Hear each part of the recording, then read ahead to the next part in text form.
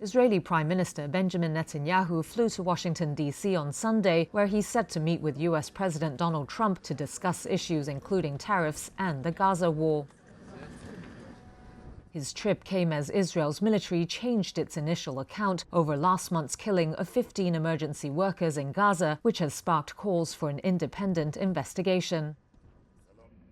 The paramedics and emergency responders were shot dead on March 23rd near the southern city of Rafah.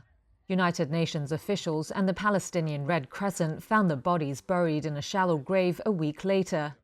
One paramedic is known to have survived, while one other man is missing.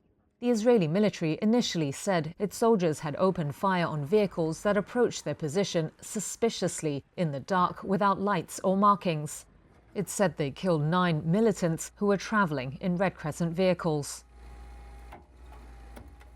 But video published by the Red Crescent on Saturday showed emergency workers in their uniforms and clearly marked ambulances and fire trucks with their lights on being fired on.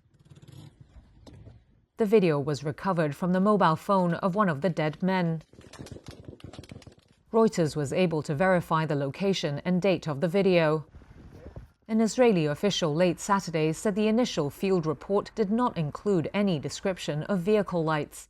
He said investigators were looking at operational information and trying to understand why the person who gave the initial account was what he called mistaken.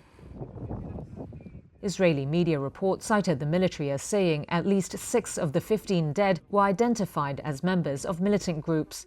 But the official declined to give evidence or detail of how the troops identified militants in the group. Palestinian Red Crescent spokesperson Nebal Fasak said the organization demands an independent international investigation. Accountability should never require video evidence. It should not take a global outrage for the truth to be acknowledged. She called on the international community to intervene and compel Israel to respect humanitarian law that bars the targeting of emergency and medical workers during conflicts.